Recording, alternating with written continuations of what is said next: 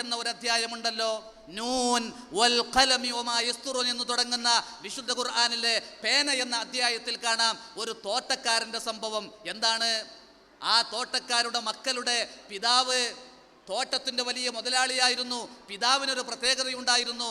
തോട്ടത്തിൽ കായ്ക്കനികളും പഴങ്ങളും പറിച്ചെടുക്കുമ്പോൾ ഒരുപാട് പാവങ്ങൾ ആ സമയത്തോട് ഒരുമിച്ച് കൂടും. ആ പാവങ്ങൾക്കൊക്കെ കൊടുത്തിട്ടാണ് അയാളത് വിൽപ്പന നടത്തുക, മറ്റുള്ളവർക്ക് കൊടുക്കുക. പക്ഷെ പിതാവിൻ്റെ കാലശേഷം മക്കൾ തീരുമാനിച്ചു, ഇനി പിതാവിനെ പോലെ നമ്മളാകണ്ട, പാവങ്ങളെ ഒന്ന് മാറ്റി നിർത്തണം.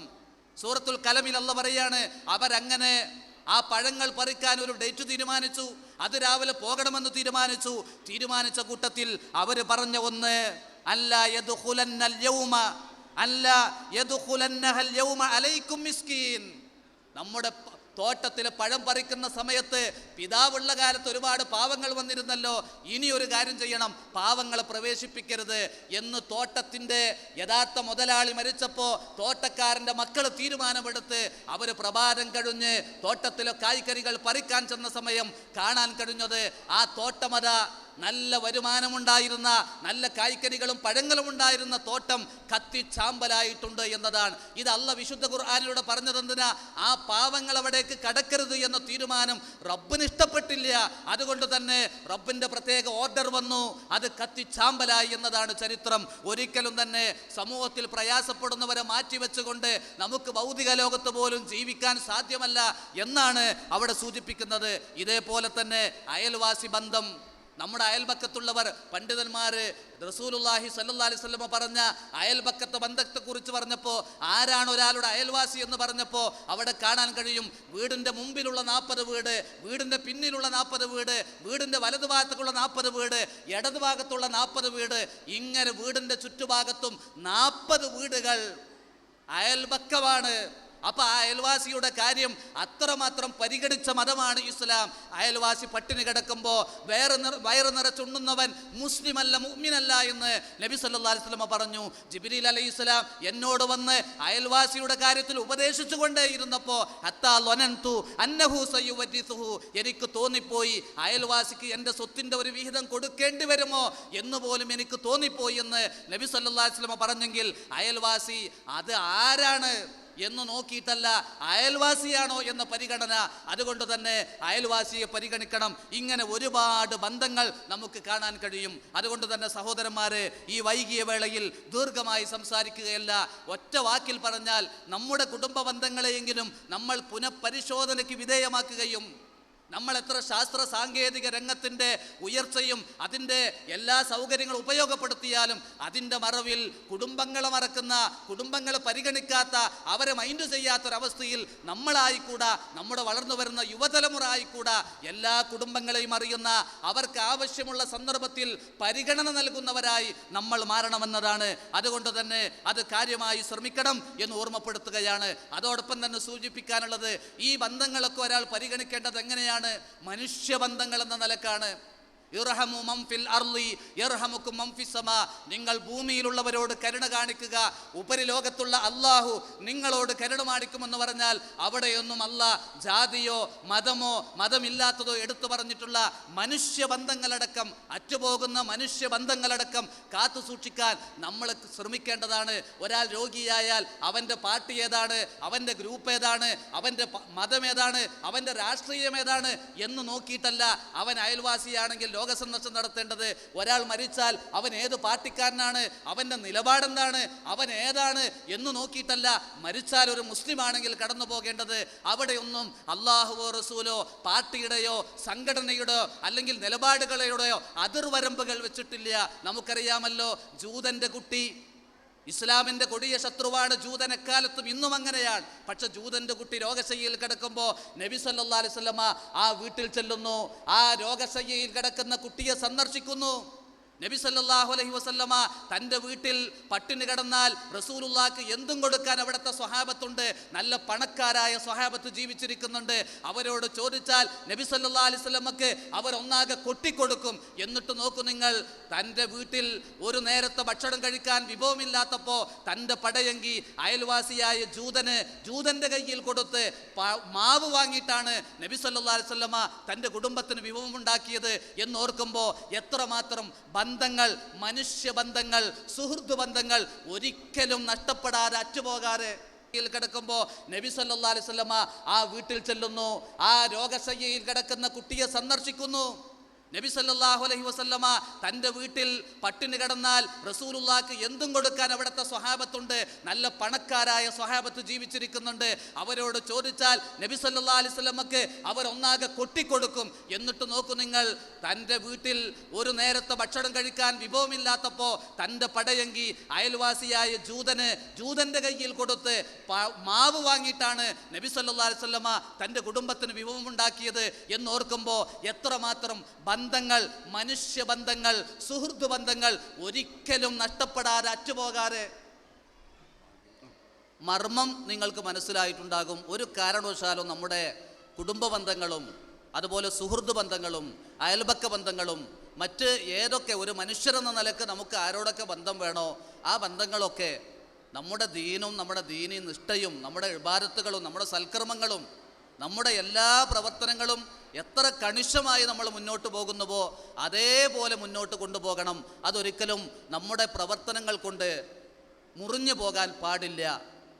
നബി സല്ലല്ലാഹു അലൈഹി വസല്ലമ ഈ ബന്ധങ്ങളൊക്കെ കൂട്ടിയിണക്കാൻ വേണ്ടി ഒരുപാട് നിർദ്ദേശങ്ങൾ. ഇന്ന് നമ്മുടെ പഞ്ചളി കുടുംബ സംഗമത്തിൻ്റെ തുടക്കം കുറിച്ചത് അലി അക്ബർ സഖാഫിയുടെ സൂറത്തുൽ ഹുജറാത്തിലെ ഏതാനും വചനങ്ങൾ ഓതി കേൾപ്പിച്ചുകൊണ്ടാണ്. ഇന്നമൽ മുഅ്മിനൂന ഇഖ്വ. ആ ഇഖ്വത്ത് സാഹോദര്യം നഷ്ടപ്പെടാൻ സാധിക്കുന്ന വിധത്തിലുള്ള പരസ്പരം അങ്ങോട്ടും ഇങ്ങോട്ടും കളിയാക്കുക, മോശപ്പെട്ട പേരുകൾ വിളിക്കുക, അതുപോലെ ഊഹം വെച്ച് സംസാരിക്കുക, അതുപോലെ നമീമത്തും ഗീബത്തും പറയുക. അതൊക്കെ ആയത്തിൽ പറഞ്ഞിട്ടുണ്ട്. അതൊക്കെ എന്തിനാ പറഞ്ഞത്? അങ്ങനെ നമീമത്തും ഗീബത്തും ഊഹം വിചാരിക്കലും അതുപോലെ കുത്തുവാക്ക് പറയൊക്കെ ബന്ധങ്ങൾ തകരുമെന്നത് കൊണ്ടാണ്. അതുകൊണ്ട് ബന്ധങ്ങൾ തകരാത്ത വിധം നമ്മൾ കാത്തു സൂക്ഷിക്കുക. ഞാൻ നിങ്ങൾ ഓതി കേൾപ്പിച്ചത് സൂറത്തുർ റഅദിലെ 21-ാമത്തെ ഒരു വചനമാണ്. വല്ലദീന യസ്ലൂന മാ അമറല്ലാഹു ബിഹി അൻ യൂസല വയഖ്ശൗന റബ്ബഹും വയഖാഫൂന സൂഅൽ ഹിസാബ്. സ്വർഗത്തിന് അർഹരായ ആളുകളുടെ ഒരുപാട് വിശേഷണങ്ങൾ പറഞ്ഞ കൂട്ടത്തിൽ അല്ലാഹ് അവിടെ പറഞ്ഞ ഒന്ന്, അവർ അള്ളാഹു കൽപ്പിച്ച കൂട്ടിച്ചേർക്കാൻ കൽപ്പിച്ച ബന്ധങ്ങൾ കൂട്ടിച്ചേർക്കും. അതോടൊപ്പം വയഖ്ശൗന റബ്ബഹും, അവർ അവരുടെ റബ്ബിനെ ഭയപ്പെടും.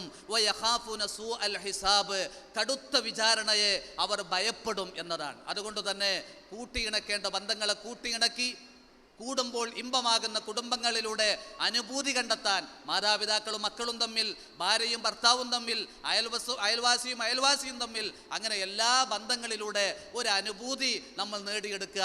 അങ്ങനെ നാം നമ്മുടെ ദീനീ പ്രവർത്തനത്തിലും നമ്മുടെ സംഘടനാ പ്രവർത്തനത്തിലും നമ്മുടെ എല്ലാ രാഷ്ട്രീയ രംഗത്തും നമ്മൾ പ്രവർത്തിക്കുക. അല്ലാഹു സുബ്ഹാനഹു വ തആല കൂട്ടിയിണക്കേണ്ട മുഴുവൻ ബന്ധങ്ങളെയും കൂട്ടിയിണക്കി മുന്നോട്ട് പോകുന്ന യഥാർത്ഥ സത്യവിശ്വാസികളുടെ കൂട്ടത്തിൽ നമ്മയും ഉൾപ്പെടുത്തി അനുഗ്രഹിക്കുമാറാവട്ടെ.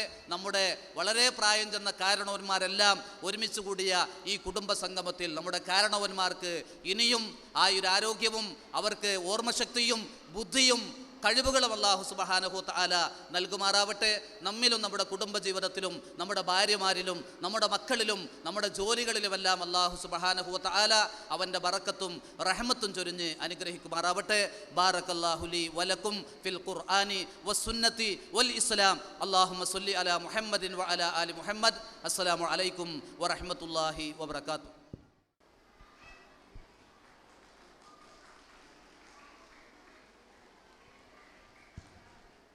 അസ്സലാമു അലൈക്കും.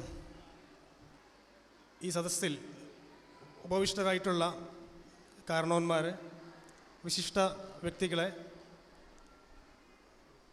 സഹോദരി സഹോദരന്മാരെ, സുഹൃത്തുക്കളെ,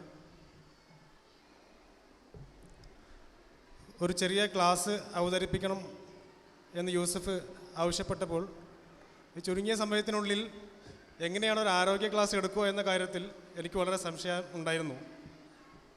സമയത്തിൻ്റെ ദൗർലഭ്യത്തിന് പുറമെ ഇപ്പോൾ ഇവിടെ ഉള്ളതിൽ വേറൊരു പ്രശ്നം, എല്ലാവരും ഭയങ്കര അക്ഷമയിലാണ്, വിഷം തുടങ്ങിയിട്ടുണ്ടാവും.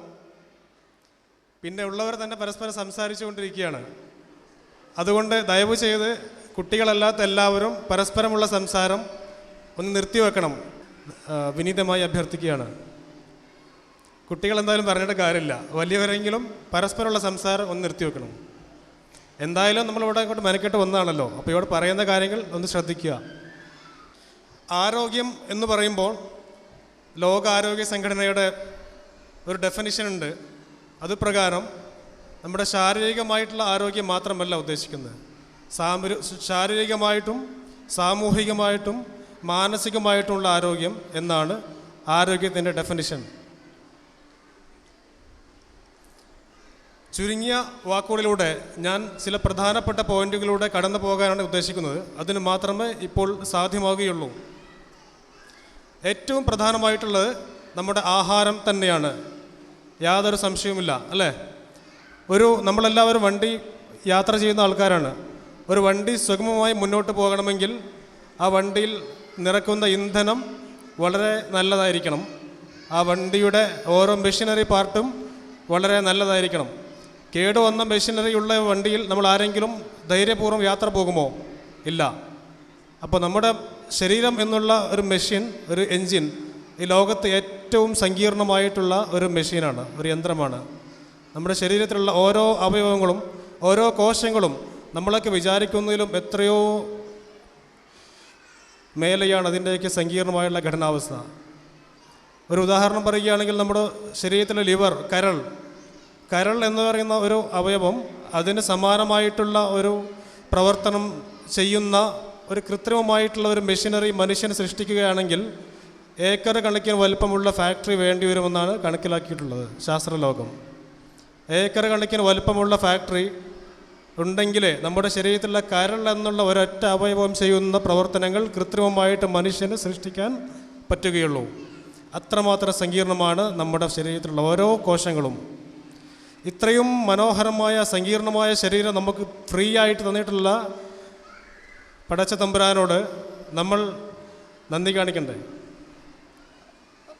അപ്പോൾ ഇത്ര സങ്കീർണമായിട്ടുള്ളൊരു ഘടനാവസ്ഥയുള്ള ശരീരത്തിലേക്ക് നമ്മൾ കഴിക്കുന്ന ആഹാരമാണ് അതിൻ്റെ ഇന്ധനം. ഇന്ധനം തകരാറിലായി കഴിഞ്ഞാൽ ഏത് വണ്ടിയും ഡാമേജ് ആകും, ഒരു സംശയം വേണ്ട.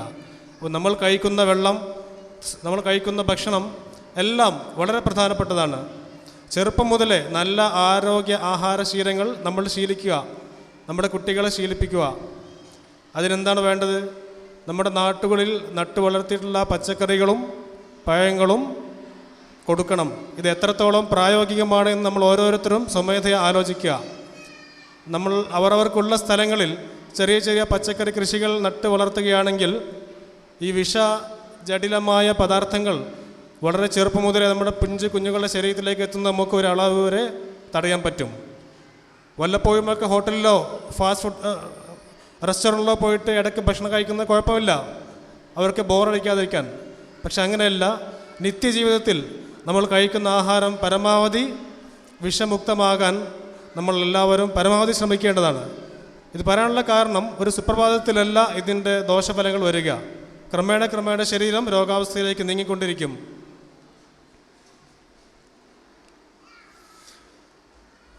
പിന്നെ ഒബീസിറ്റി, വളരുന്ന തലമുറയിൽ കാണപ്പെടുന്ന ഒരു മാൽന്യൂട്രീഷൻ എന്ന് പറയും. വെയിറ്റ് ഓവറാകുന്നൊരവസ്ഥ. വെയിറ്റ് കുറഞ്ഞാലും വെയിറ്റ് കൂടിയാലും ശരീരത്തിന് ദോഷകരമാണ്. ഇപ്പോൾ 8 വയസ്സുള്ള കുട്ടി എൻ്റെ അടുത്ത് വന്ന്, മാതാപിതാക്കൾ, കുട്ടി തീരെ ഭക്ഷണം കഴിക്കുന്നില്ല എന്നൊരു പരാതി. കുട്ടിയുടെ വെയിറ്റ് നോക്കിയപ്പോൾ 42 കിലോ ഉണ്ട്.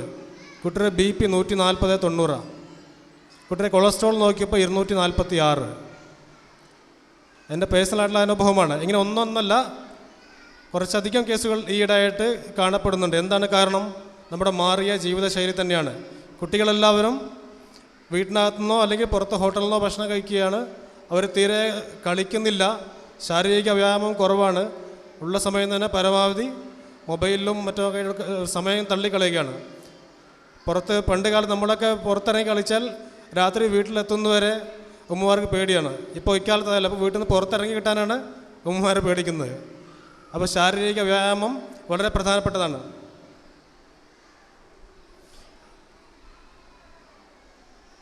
പിന്നെ ഒരു അസുഖം വന്നു കഴിഞ്ഞാൽ നമ്മൾ എന്ത് ചെയ്യണം എന്നുള്ളതാണ്. നമ്മുടെ ശരീരത്തിന് വളരെ അത്ഭുതകരമായ കഴിവുണ്ട്. അധിക അസുഖങ്ങളും സ്വയമേവ മാറാനുള്ള ഒരു സാഹചര്യം ശരീരത്തിനകത്തുണ്ട്. നമുക്ക് സ്വാഭാവികമായിട്ടുള്ളൊരു രോഗപ്രതിരോധ ശേഷി പടച്ചവൻ തന്നിട്ടുണ്ട്. അധിക രോഗങ്ങളും ഒരു സമയം അനുവദിച്ചു കഴിഞ്ഞാൽ അത് സ്വയമേവ മാറിക്കൊള്ളും. നമ്മൾ ചെയ്യേണ്ടത് എന്താണ്? വൃത്തിയുള്ള ആഹാരം കഴിക്കണം, റെസ്റ്റ് എടുക്കണം. ഇത്ര മാത്രമാണ് ചെയ്യേണ്ടത്. പിന്നെ എപ്പോഴാണ് ഡോക്ടർമാരെയും ഹോസ്പിറ്റലിനെയും ആശ്രയിക്കേണ്ടി വരിക? നമ്മൾക്കുള്ള അസുഖം അത് കൂടുന്നുണ്ടോ, അത് മാറുന്നില്ലേ, അത് വേണ്ട രീതിയിൽ അത് സുഖമാവുന്നുണ്ടോ എന്നുള്ള സംശയങ്ങൾ വരുന്ന സമയത്താണ് സ്വാഭാവികമായിട്ടും നമ്മളെല്ലാവരും ഡോക്ടർമാരെ കാണിക്കുന്നത്. ഇപ്പോൾ ഒരു പനി വന്നു കഴിഞ്ഞാൽ അധിക പേരും 90% പേരും പാരസ്റ്റമോൾ ഗുളിയെടുത്ത് കഴിക്കും അല്ലേ? എന്നിട്ട് 2 ദിവസമൊക്കെ നോക്കിയിട്ടേ ഡോക്ടറെ കാണിക്കുള്ളൂ. ഞങ്ങളുടെ കോഴിക്കോട് മെഡിക്കൽ കോളേജിൽ എൻ്റെ ഒരു സാറുണ്ടായിരുന്നു, ഡോക്ടർ തുളസീധരൻ സാറ്. ഞങ്ങളൊക്കെ പഠിക്കുന്ന സമയത്ത് ഔസർജൻസി ചെയ്യുമ്പോൾ റൗണ്ട്സ് എടുക്കും. ആ പഴയ സാറുമാരാണ് അവർക്ക്. അപ്പോൾ ഒരു ദിവസം ഒരു അറ്റാക്ക് വന്നിട്ടുള്ളൊരു പേഷ്യൻ്റെ വാർഡിൽ ICU വാർഡിലേക്ക് ഷിഫ്റ്റ് ചെയ്തിട്ടുണ്ട്. ആ പേഷ്യൻ്റ് സാറ് സ്റ്റെതസ്കോപ്പ് വെച്ച് നോക്കിയിട്ട് പെട്ടെന്ന് ICUയിലേക്ക് മാറ്റണമെന്ന് പറഞ്ഞു. ഞങ്ങൾക്ക് ആർക്കും മനസ്സിലായില്ല. രണ്ടാമത് എക്കോ ചെയ്ത് നോക്കിയപ്പോൾ ഹാർട്ടിന് ഒരു ദോരം വീണിട്ടുണ്ട്. അപ്പോൾ അത്രയും പഴയ ആൾക്കാരാണ് അവരൊക്കെ, അത്രയും എക്സ്പീരിയൻസുള്ള ആൾക്കാരാണ്. ആ സാറ് പറഞ്ഞത് എന്താണെന്നറിയോ? പനി വന്നപ്പോൾ പാരസ്റ്റമോൾ എന്തിനാണ് കൊടുത്തതെന്ന് സാറ് ചോദിച്ചു. പനി വന്നപ്പോൾ പാരസ്റ്റമോൾ എന്തിനാണ് കൊടുത്തതെന്ന്. എന്താണ് കാരണം? നമ്മൾ മെഡിക്കൽ ടെക്സ്റ്റുകൾ നോക്കിയാൽ മനസ്സിലാകും. പാരസ്റ്റമോളിൻ്റെ ആവശ്യം എന്താണ്? താൽക്കാലികമായിട്ട് പനി കുറക്കുക എന്നുള്ളത് മാത്രമാണ്. പനി മാറുക എന്നുള്ളത് ശരീരത്തിൻ്റെ പ്രതിരോധ സംവിധാനം പ്രവർത്തിച്ചു തുടങ്ങി ആ അസുഖത്തിൻ്റെ അണുക്കളെ ശരീരം കൊല്ലുന്ന ആ അവസ്ഥ വരുമ്പോഴാണ് പനി മാറുന്നത്. താൽക്കാലികമായിട്ടുള്ളൊരു രോഗിക്കൊരു ആശ്വാസം ഉണ്ടാകാൻ മാത്രമേ പാരസ്റ്റമോളിനോ കാര്യമുള്ളൂ. നേരെ മറിച്ച് ചില രോഗാവസ്ഥകളിൽ, ഉദാഹരണത്തിന് ഹാർട്ട്, കിഡ്നി, ശ്വാസകോശമൊക്കെ തകരാറിലായിട്ടുള്ള രോഗികൾ, അപസ്മാര രോഗികൾ, പ്രതിരോധശേഷി കുറവുള്ള രോഗികൾ, ഇവർക്കെല്ലാം തുടക്കത്തിൽ തന്നെ പാരസ്റ്റമോൾ കൊടുക്കേണ്ടി വരും. എന്ന് വെച്ചാൽ എല്ലാവരും പാരസ്റ്റമോൾ ഇന്നു മുതൽ കഴിക്കേണ്ട എന്നല്ല ഞാൻ പറഞ്ഞത്. മരുന്നുകൾ കഴിക്കുമ്പോൾ പരമാവധി ഡോക്ടേഴ്സിൻ്റെ സൂപ്പർവിഷനിലായിരിക്കാൻ വളരെ ശ്രദ്ധിക്കേണ്ടതാണ്. അതുപോലെ തന്നെ നമ്മൾ കഴിക്കുന്ന മരുന്നുകളുടെ കോഴ്സ് കംപ്ലീറ്റ് ചെയ്യണം. ഒരിക്കലും ആൻറ്റിബയോട്ടിക് മരുന്നുകൾ 2 ദിവസം 3 ദിവസം കഴിച്ച് നിർത്തരുത്. ഡോക്ടർ പറയുന്ന കോഴ്സ് കംപ്ലീറ്റ് ചെയ്യണം. അതല്ലെങ്കിൽ ആൻറ്റിബയോട്ടിക് റെസിസ്റ്റൻസ് എന്നുള്ള ഒരു അവസ്ഥ ഉണ്ടാകാൻ പോവുകയാണ്. നമ്മുടെ ഈ നൂറ്റാണ്ടിലെ ഏറ്റവും പ്രധാനപ്പെട്ട 2 കണ്ടുപിടുത്തങ്ങളാണ് ആൻറ്റിബയോട്ടിക്കും ORS ലായനിയും. വളരെയധികം ജീവനുകൾ മരണത്തിൽ നിന്ന് രക്ഷപ്പെടുത്തിയുള്ള 2 കണ്ടുപിടുത്തങ്ങളാണ്. അപ്പോൾ അത് നമ്മുടെ കയ്യിലുള്ള ശരിക്കും മാരകായുധങ്ങളാണ്. അത് വേണ്ട രീതിയിൽ ഉപയോഗിച്ചില്ലെങ്കിൽ ഭാവി തലമുറ വളരെ ബുദ്ധിമുട്ടിലേക്കാണ് നീങ്ങിക്കൊണ്ടിരിക്കുന്നത്. നിസ്സാര അസുഖങ്ങൾ, ഉദാഹരണത്തിന് ഞാൻ പറയാം, കാലിലുള്ള മുറി, ഒരു 4-5 ഭാഗത്ത് മുറിയുണ്ട്, അത് വെച്ചുകൊണ്ടിരുന്ന് പഴുപ്പ് കൂടി അത് ഹാർട്ടിനെ ബാധിച്ചു, ഹൃദയത്തിൽ റുമാറ്റിക് ഫീവർ എന്നുള്ള അസുഖം ഉണ്ടായി. ഇങ്ങനെയുള്ള കേസുകൾ റിപ്പോർട്ട് ചെയ്യപ്പെടാറുണ്ട്. അപ്പോൾ സാധാരണ ജലദോഷപ്പനി, വയറിളക്കം പോലത്തെ അല്ലാത്ത എല്ലാ അസുഖങ്ങളും നമ്മൾ രോഗചികിത്സ എത്രയും പെട്ടെന്ന് തേടേണ്ടതാണ്. അതുമാത്രമല്ല, ഒരു ഡോക്ടറെ കാണിച്ച് 2 ദിവസം മരുന്ന് കൊടുത്ത് 3-ാം ദിവസം വേറെ ഡോക്ടറെ കാണിച്ച് ഈ പ്രവണത തീരെ ശരിയല്ല. നമ്മൾ കാണിക്കുന്ന ഡോക്ടറെ അടുത്ത് തന്നെ റിവ്യൂവിന് ചെല്ലണം. ആ ഡോക്ടർക്ക് എന്തുകൊണ്ട് നമ്മുടെ അസുഖം മാറിയില്ല എന്ന് ഡോക്ടർക്ക് മനസ്സിലാവണം. അതിന് വേണ്ട മരുന്നുകൾ മാറ്റുകയോ ടെസ്റ്റുകൾ ചെയ്യുകയോ ചെയ്യണം. അതല്ലാതെ നമ്മൾ ഡോക്ടറെ മാറ്റി കാണിക്കുന്നതുകൊണ്ട് യാതൊരു ഗുണവുമില്ല. നമ്മുടെ സമൂഹത്തിൽ ഇപ്പോൾ ഉള്ള ക്വാളിഫൈഡ് ആയിട്ടുള്ള ഡോക്ടേഴ്സ് എല്ലാവരും വളരെയധികം ആത്മാർത്ഥമായിട്ട് രോഗികളെ നോക്കുന്ന ആൾക്കാർ തന്നെയാണ്. പിന്നെ കമ്പോളത്തിൻ്റെ കുത്തകൾ കടിപ്പെട്ട് വളരെ ചുരുക്കം പേർ ചിലപ്പോൾ നമ്മളിപ്പോൾ മാധ്യമങ്ങളെ കാണുന്ന പോലെ ഉള്ള ഒരു അവസ്ഥ അത് വളരെ ചുരുക്കം ഘട്ടങ്ങളിലേ ഉള്ളൂ. അത് പേടിച്ച് നമ്മൾ ആരും ഡോക്ടർമാരെ അവിശ്വസിക്കേണ്ട ഒരു ഘട്ടമൊന്നും ഇപ്പോൾ നമ്മുടെ കമ്മ്യൂണിറ്റിയിലില്ല. നമുക്കുള്ള രോഗാവസ്ഥ വളരെ ക്ലിയറായിട്ട് ഡോക്ടറോട് തുറന്ന് പറയുക. ഡോക്ടറുടെ അടുത്തും വക്കീലിൻ്റെ അടുത്തും കള്ളം പറയാൻ പാടില്ല, അല്ലേ? എന്താണ് കാരണം? കള്ളം പറഞ്ഞ കാര്യത്തിൽ നമുക്ക് തന്നെ ദോഷം. രോഗം എത്ര കൂടുതലാണെങ്കിൽ അത് അങ്ങനെ തന്നെ പറയാം. പിന്നെ അതിന് ഇപ്പോൾ പനിയുണ്ടെങ്കിൽ നല്ല പനിയുണ്ടെന്ന് പറയാം, അല്ലെങ്കിൽ ചെറിയ പനിയാണെങ്കിൽ ചെറിയ പനിയുള്ളൂ എന്ന് പറയാം. ഇപ്പോൾ ചെറിയ കുട്ടികൾ ചെറിയ പനിക്ക് വലിയ പനി എന്ന് പറയും ഉമ്മമാർ. അപ്പോൾ ഡോക്ടർ എന്താവും? ഓട്ടോമാറ്റിക്കലി അങ്ങനെ ചിന്തിക്കുകയുള്ളൂ. മനസ്സിലായില്ലേ? ഇപ്പോൾ ചെറിയ പനിയാണെങ്കിൽ ചെറിയ പനി എന്ന് പറയാം, വലിയ പനിയാണെങ്കിൽ നല്ല പനിയുണ്ടെന്ന് പറയാം. പിന്നെ പനിയെ പെരുപ്പിച്ച് അവിടെ കാണിച്ചു ഇവിടെ കാണിച്ചു ഒന്നും ഡോക്ടർക്ക് കേൾക്കേണ്ട ആവശ്യമില്ല. വേറെ എന്താണ് അടുത്ത രോഗലക്ഷണം അത് മാത്രം പറഞ്ഞാൽ മതി. അതുപോലെ തന്നെ മഞ്ഞപ്പിത്തം നമ്മുടെ സമൂഹത്തിലുള്ള രോഗമാണ്. മഞ്ഞപ്പിത്തം വളരെ അപൂർവമായിട്ട് മാരകമായ രോഗങ്ങളുടെ ലക്ഷണമാണ്. അപ്പം മഞ്ഞപ്പിത്തം എന്നുള്ള രോഗമല്ല, ശരിക്ക് ഒരു രോഗലക്ഷണം മാത്രമാണ്. പനി എന്നുള്ളത് രോഗലക്ഷണമാണ്. ഇതിൻ്റെയൊക്കെ അടിസ്ഥാനമായിട്ടുള്ള രോഗകാരണം എന്താണെന്ന് കണ്ടുപിടിക്കുകയാണ് ഡോക്ടറുടെ ഉദ്ദേശം. മഞ്ഞപ്പിത്തം എന്നുള്ളത് ഇപ്പോൾ ന്യൂബോൺ നവജാത ശിശുക്കൾക്ക് മഞ്ഞപ്പിത്തം ഉണ്ടാവാറുണ്ട്. ഇപ്പോൾ പ്രസവിച്ച ഉടനെ ഉണ്ടാവണമെന്നില്ല, ചിലപ്പോൾ 3-4 ദിവസം കൂടുമ്പോഴായിരിക്കും മഞ്ഞപ്പിത്തം വരിക. മഞ്ഞ കാണുക, ഉടനെ തന്നെ ഡോക്ടറെ കാണിക്കണം. നമ്മൾ വെയിൽ കൊണ്ടിച്ചുകൊണ്ടിരിക്കരുത്. മഞ്ഞ ചില ഘട്ടങ്ങളിൽ ഒരു നിർണായക പരിധിക്കപ്പുറം പോയി കഴിഞ്ഞാൽ അത് കുട്ടിയുടെ ബ്രെയിനിനെ ബാധിക്കാം, കുട്ടിയുടെ കേൾവിയെ ബാധിക്കാം, കുട്ടിയുടെ പ്രവർത്തനങ്ങളെ ബാധിക്കാം. ഭാവിയിൽ SSLCക്ക് നല്ല മാർക്ക് വാങ്ങേണ്ട ഒരു കുട്ടി ഈ മാതാപിതാക്കളുടെ അലംഭാവം മൂലം B+ഓ C+ഓ വാങ്ങേണ്ട ഒരു ഗതി വന്നിട്ടുണ്ടാവും പലർക്കും. എന്തുകൊണ്ടാണെന്ന് വെച്ചാൽ മഞ്ഞപ്പിത്തം 20-25 മുകളിൽ പോയി കഴിഞ്ഞാൽ നമ്മൾ ഫോട്ടോ തെറാപ്പി കൊടുത്തു കഴിഞ്ഞാൽ അത് പെട്ടെന്ന് വേണ്ട സമയത്തുള്ള കുറയുകയുള്ളൂ. അല്ലാതെ ലൈറ്റ് വെയിൽ കാണിച്ചുകൊണ്ട് യാതൊരു ഗുണവുമില്ല. വൈറ്റമിൻ D കിട്ടുമെന്നുള്ളൂ അല്ലാതെ. അപ്പോൾ ഇങ്ങനെ നമ്മൾ അറിഞ്ഞിരിക്കേണ്ട പല ഘട്ടങ്ങളുണ്ട്. ഇത് നമ്മുടെ സാമൂഹ്യ മാധ്യമങ്ങളിൽ കൂടിയോ അല്ലാതെയോ നമ്മൾ പരസ്പരം ഡിസ്കസ് ചെയ്യേണ്ട കാര്യങ്ങളാണ്. അതുപോലെ തന്നെ ഗവൺമെൻറ് നടപ്പിലാക്കുന്ന പല പദ്ധതികളുണ്ട്. ഇപ്പോൾ ഞാൻ ഗവൺമെൻറ് സംവിധാനത്തിൽ പ്രവർത്തിക്കുന്ന ഡോക്ടർ ആയതുകൊണ്ട് എനിക്കറിയാം. 5-6 വർഷം ഞാൻ ഒരു ഗ്രാമീണ പ്രദേശത്താണ് വർക്ക് ചെയ്ത്. തിരൂരടുത്ത് വെട്ടം എന്നുള്ള സ്ഥലത്ത്. ഗവൺമെൻറ് നടപ്പിലാക്കുന്ന പദ്ധതികളൊക്കെ എല്ലാം ഗവൺമെൻറ് രോഗികളുടെ ജന നന്മയ്ക്ക് വേണ്ടി ചെയ്യുന്ന കാര്യങ്ങളാണ്. യാതൊരു സംശയം ആർക്കും വേണ്ട. നമ്മുടെ മലപ്പുറം ജില്ലയെ ശണ്ഡീകരിക്കാനോ ക്യാൻസർ ഉണ്ടാക്കുവാനോ വേണ്ടിയൊക്കെയാണ് ഗവൺമെൻറ് പദ്ധതികൾ എന്നുള്ളതാണ് പലപ്പോഴും വ്യാപകമായ പ്രചാരണങ്ങൾ അയച്ചുവിടുന്നത്. ഒരു ഉദാഹരണം ഞാൻ പറയാം. ഇപ്പോൾ നമ്മുടെ മന്ദരോഗ ഗുളിക കൊടുക്കുമ്പോൾ പലപ്പോഴും കാണാം മന്ദരോഗത്തിലുള്ള ഗുളിക എല്ലാവരും ആത്മാർത്ഥമായിട്ട് കൈപ്പൊന്തിക്കാൻ പറ്റുമോ? കഴിഞ്ഞ സീസണിൽ നമ്മുടെ വീടുകളെല്ലാം മന്ദരോഗത്തിലുള്ള ഗുളിക തന്നിട്ടുണ്ടാവും. ആ ഗുളിക കഴിച്ച ആൾക്കാരൊന്ന് കൈപ്പൊന്തിക്കാൻ പറ്റുമോ?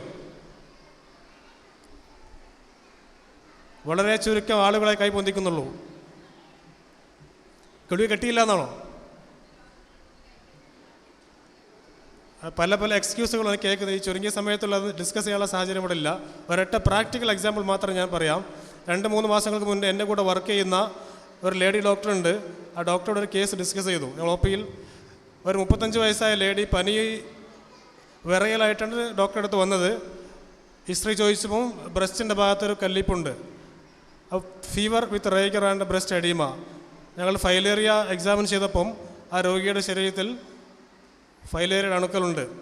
അതായത് മന്ദരോഗത്തിൻ്റെ അണുക്കളുണ്ട്. മന്ദരോഗം എവിടെ ബാധിച്ചത്? കാലിനല്ല, എവിടെയാണ്? ബ്രസ്റ്റിനെ, മാറിനെയാണ് ബാധിച്ചത്. 35 വയസ്സുള്ള ലേഡിയാണ്, വേറെ ഒരു അസുഖമില്ല, പരിപൂർണ്ണ ആരോഗ്യമുള്ള സ്ത്രീയാണ്. പനിയും വിറയലും ഈ ചെറിയൊരു നീരും അത് മാത്രമേ അവരുടെ ലക്ഷണം ഉണ്ടായിരുന്നുള്ളൂ. അവർ മരുന്ന് കഴിച്ചിട്ടില്ല. ഇപ്പോൾ വളരെ വ്യാപകമാണ്. ഇപ്പോൾ തൊട്ടടുത്ത ദിവസം ഞാനിപ്പോൾ വർക്ക് ചെയ്യുന്നത് പൊന്നാനി ഹോസ്പിറ്റലാണ്. ഹോസ്പിറ്റലിൽ 19 വയസ്സായ കുട്ടിയുടെ ബ്ലഡ് ടെസ്റ്റ് ചെയ്ത് നോക്കിയപ്പോൾ ഫൈലേറിയ അണുക്കളുണ്ട്. പ്രത്യക്ഷത്തിൽ വലിയ രോഗാവസ്ഥയൊന്നും കുട്ടിക്കില്ല. അപ്പോൾ നമ്മുടെ സമൂഹത്തിൽ വളരെ വ്യാപകമായിട്ടുള്ളൊരു അസുഖമാണിത്. ഇങ്ങനെയുള്ള പല അസുഖങ്ങളെ തുടച്ച് നീക്കുവാൻ വേണ്ടി നമ്മളെല്ലാവരും ഒന്നിച്ച് മരുന്ന് കഴിച്ചെങ്കിൽ മാത്രമേ ആ പെർട്ടിക്കുലർ ഡേ, ആ ദിവസം ഒന്നിച്ച് കഴിച്ചാൽ മാത്രമേ ആ അസുഖം കംപ്ലീറ്റ് സമൂഹത്തിൽ നിന്ന് മാറുകയുള്ളൂ. അത് കാരണമാണ് അങ്ങനെ ഗവൺമെൻറ് പദ്ധതികൾ ആസൂത്രണം ചെയ്യുന്നത്. അപ്പോൾ നമ്മളെല്ലാവരും അതിൽ നിന്ന് പിന്തിരിഞ്ഞ് നിൽക്കാതെ, അതുപോലെ തന്നെയാണ് പ്രതിരോധ കുത്തിവയ്പ്പുകൾ. നമ്മുടെ കുട്ടികൾക്ക് പ്രസവിച്ച ഉടനെ കൊടുക്കുന്ന BCG മുതൽ 1.5 മാസം, 2.5 മാസം, 3.5 മാസത്തിലുള്ള പെൻഡാവാലൻ്റ്, ഈ പെൻഡാവാലൻ്റ് വാക്സിനൊക്കെ കുറച്ച് വർഷങ്ങൾക്ക് മുന്നേ നമ്മുടെ പ്രൈവറ്റ് സെക്ടറിലൊക്കെ 600-700 രൂപ കൊടുത്താൽ മാത്രമേ കിട്ടുമായിരുന്നുള്ളൂ. ഇപ്പോൾ നമ്മുടെ ഗവൺമെൻറ് പർച്ചേസ് ചെയ്ത് ഫ്രീ ആയി കൊടുക്കുകയാണ്. അപ്പോഴാണ് അതിനെതിരെ പ്രചാരണങ്ങൾ വരുന്നത്. പണ്ട് പൈസ കൊടുത്ത് വാങ്ങിയപ്പോൾ ആർക്കും ഒരു പരാതി ഉണ്ടായിരുന്നില്ല. ഫ്രീ ആയിട്ട് കിട്ടുന്ന ഒരു സംവിധാനം അത് മോശമാണെന്നുള്ള തോന്നലാണ് എല്ലാവർക്കും. അതുകൊണ്ട് കൂടിയാണ് ഈ ഒരു മനോഭാവം വന്ന് ചേർന്നിട്ടുള്ളത്. പെൻഡാവാലൻ്റ് വാക്സിനകത്ത് ഞാൻ പറയാം 5 മാരകമായ 5 അസുഖങ്ങൾക്കെതിരെയുള്ള വാക്സിനാണത്. നിങ്ങൾക്കറിയാമോ? പെർട്ടിസിസ്, വില്ലൻചുമ. നമ്മുടെ ചെറുപ്പത്തിലൊക്കെ വില്ലൻചുമ വന്ന് എത്ര കുട്ടികളാണ് ബുദ്ധിമുട്ടിയിട്ടുള്ളത്? നമ്മുടെ കാരണന്മാർക്കറിയാം. ചുമച്ച് മരണം വരെ സംഭവിക്കുന്ന കേസുകൾ ഇഷ്ടംപോലെ ഉണ്ടായിട്ടുണ്ട്. ഇപ്പോൾ അതുണ്ടോ? ഇല്ല. എന്തുകൊണ്ടാണ്? DPT പെൻഡാവാലൻ്റ് വാക്സിൻ നമ്മൾ ക്രമമായി കൊടുക്കുന്നതുകൊണ്ടാണ്. അതുപോലെ തന്നെ H ഇൻഫ്ലുവൻസ എന്ന് പറയും. തലച്ചോറിനെ ബാധിക്കുന്ന മെനിഞ്ചൈറ്റിസ്, തലച്ചോറിനെ ബാധിക്കുന്ന ക്ഷയം, ടെറ്റനസ് രോഗാണു, ഇതുപോലുള്ള മാരകമായ രോഗങ്ങൾ വരാതിരിക്കാൻ പ്രതിരോധ വാക്സിനേഷൻ എടുത്താൽ മാത്രമേ സാധിക്കുകയുള്ളൂ. അത് വന്നു കഴിഞ്ഞാൽ നോക്കാമെന്ന് പറയുന്നത് വളരെ അബദ്ധമാണ്. നമുക്കൊന്നും ചെയ്യാൻ പറ്റില്ല. പലപ്പോഴും വളരെ വൈകിട്ടുണ്ടാവും. ചികിത്സ ഒരു പക്ഷേ സാധ്യമാകും. പക്ഷേ രോഗി ഒരു അവസ്ഥയിലായിരിക്കും രോഗത്തിൽ നിന്ന് മുക്തമാവുക. ഇതൊക്കെയാണ് അതിൻ്റെ പ്രശ്നങ്ങൾ. ഇപ്പോൾ വാക്സിനേഷൻ, പ്രതിരോധ കുത്തിവയ്പ്പുകളോട് മുഖം തിരിഞ്ഞു നിൽക്കുന്ന അവസ്ഥ ഒരിക്കലും ഉണ്ടാകാൻ പാടില്ല. നമ്മൾ ആ ഫീൽഡിൽ വർക്ക് ചെയ്യുന്ന ആൾക്കാരാകുമ്പോൾ നമുക്കതിനെക്കുറിച്ച് കൂടുതൽ അറിയാൻ പറ്റും. നിങ്ങൾ ഏതൊരു കാര്യവും അതിൻ്റെ എക്സ്പേർട്സിൻ്റെ അടുത്തിനാണെന്നുള്ള എക്സ്പേർട്ട് ഒപ്പീനിയൻ ചോദിക്കുക. നിങ്ങൾ വണ്ടിക്ക് തകരാറ് വന്നു കഴിഞ്ഞാൽ നിങ്ങൾ ആരോട് അഭിപ്രായം ചോദിക്കുക? സപ്പോസ് ഒരു ലൈബ്രറിയിൽ ഒരാളിരുന്ന് ഫുൾ ടൈം വരുന്ന 24 മണിക്കൂറിന് പുസ്തകം വായിക്കുന്ന ഒരാളുണ്ട്. അയാൾ വണ്ടിയെ കുറിച്ചുള്ള സകല നോളജ് അയാൾക്കുണ്ട്. നിങ്ങൾ അയാളടുത്ത് പോകുമോ അതോ നിങ്ങൾ മെക്കാനിക്കിനടുത്ത് പോകുമോ? ആരടുത്ത് പോവുക? മെക്കാനിക്കിനടുത്താണ് പോവുക. കാരണം അയാൾ ആ ഫീൽഡിൽ വർക്ക് ചെയ്യുന്ന ആളാണ്. അതുപോലെ തന്നെയാണ് ആരോഗ്യ രോഗ പ്രതിരോധ ചികിത്സാ രംഗത്ത് വർക്ക് ചെയ്യുന്ന ഡോക്ടേഴ്സും സ്റ്റാഫുമാണ്. അപ്പോൾ രോഗത്തെ സംബന്ധിച്ചുള്ള സംശയങ്ങൾ തീർക്കേണ്ടത് അവിടെ നിന്നാണ്. അല്ലാതെ സോഷ്യൽ മീഡിയയിലോ വാട്സപ്പിലോ ഫേസ്ബുക്കിലോ ഒന്നും ആരും നിങ്ങളെ ചികിത്സിക്കില്ല. അഭിപ്രായങ്ങൾ പറയാൻ ആയിരക്കണക്കിന് ആളുകളുണ്ടാവും. രോഗിയായി കഴിഞ്ഞാൽ ഇവിടെ ഹോസ്പിറ്റലും ICU മാത്രമേ ഉണ്ടാവുകയുള്ളൂ. അപ്പോൾ ആ ഒരു അവസ്ഥയിലേക്ക് പോകാതെ ഡോക്ടേഴ്സ് പറയുന്ന മുഖവിലേക്ക് എടുക്കുകയും അത് നമ്മൾ ഉൾക്കൊള്ളുകയും ചെയ്യണം. ഞാനടക്കമുള്ള നമ്മുടെ എല്ലാ ചെറുപ്പക്കാരും 25 വയസ്സ് കഴിഞ്ഞാൽ നിർബന്ധമായിട്ടും ഷുഗർ, പ്രഷർ, കൊളസ്ട്രോൾ ചെക്ക് ചെയ്യണം. ഒരു അസുഖം എനിക്ക് രോഗമൊന്നുമില്ല ഡോക്ടർ എന്ന് പറയണ്ട. ചെക്ക് ചെയ്ത് കഴിഞ്ഞാൽ കാണാറുണ്ട് പലപ്പോഴും ഒരു നല്ല ആരോഗ്യമുള്ള ചെറുപ്പക്കാർ ചെക്ക് ചെയ്യുന്നു BP 190, 200 കാണാറുണ്ട്. ക്രിയാറ്റിൻ നോക്കുമ്പോൾ കിഡ്നി ഫെയിലറായിട്ട് കാണാറുണ്ട്. ഒരു ലക്ഷണം ഉണ്ടാവില്ല പ്രത്യക്ഷത്തിൽ. സൂക്ഷ്മമായി പരിശോധിക്കുമ്പോൾ ചില ലക്ഷണങ്ങൾ കാണാറുണ്ട്. അപ്പോൾ ഇതിനു വേണ്ടി പ്രത്യക്ഷത്തിലൊരു ടെസ്റ്റുകൾ എല്ലാവരും ചെയ്യുന്നത് നല്ലതാണ്. അതുപോലെ തന്നെ ചെറുപ്പം മുതലേ നല്ല പ്രായോഗികമായിട്ടുള്ള ആരോഗ്യ ഉപദേശങ്ങൾ നമ്മൾ കൈക്കൊള്ളുകയും അത് ജീവിതത്തിൽ പകർത്തുകയും ചെയ്യുക. നമുക്കെല്ലാവർക്കും നല്ല ആരോഗ്യവും ആയുസ്സും ഉണ്ടാകട്ടെ എന്ന് ആശംസിച്ചുകൊണ്ട് ഞാൻ നിർത്തുന്നു. നിങ്ങൾക്ക് നന്ദി. അസ്സലാമു അലൈക്കും. അഊദു ബില്ലാഹി മിനശ് ശൈത്വാനിർ റജീം. ബിസ്മില്ലാഹിർ റഹ്മാനിർ റഹീം. അൽഹംദുലില്ലാ അസ്സലാത്തു വസ്സലാമു അലാ റസൂലില്ലാ. സ്നേഹാദരണീയനായ അധ്യക്ഷൻ മൂസ ഹാജി അവർകളെ, ഇവിടെ സ്വാഗതം ചെയ്ത യൂസുഫ് പഞ്ചളി, ഉദ്ഘാടകൻ അഡ്വക്കേറ്റ് ആരിസ്, മറ്റ് വിഷയങ്ങൾ മുഖ്യ പ്രഭാഷണങ്ങൾ ചെയ്ത ഹംസ മുസ്ലിയാർ, അബ്ദുറഹ്മാൻ അൻസാരി, ഡോക്ടർ മുഹമ്മദ് ഫൈസൽ, കേന്ദ്ര കമ്മിറ്റി അംഗമായ രണ്ടത്താണി സക്കൂർ സാഹിബ് അവർകളെ, സ്നേഹ സമ്പന്നരായ എൻ്റെ പ്രിയപ്പെട്ട കുടുംബാംഗങ്ങളെ, അസ്സലാമു അലൈക്കും വറഹ്മത്തുള്ളാഹി. അള്ളാഹുവിൻ്റെ മഹത്തായ അനുഗ്രഹം കൊണ്ട് നമുക്ക് ഇന്ന് ഇവിടെ ഈ സന്ദർഭത്തിൽ ഒരുമിച്ച് കൂടാൻ കഴിഞ്ഞു. യാതൊരു ബുദ്ധിമുട്ടും കൂടാതെ നമ്മളെ എല്ലാവരെയും ഇവിടെ ഒരുമിച്ച് കൂട്ടിത്തന്നു. അൽഹംദുലില്ലാ. ഇതുപോലെ അവൻ്റെ സ്വർഗലോകത്തും നമ്മളെ എല്ലാവരെയും ഒരുമിച്ച് കൂട്ടിത്തരുമാറാകട്ടെ.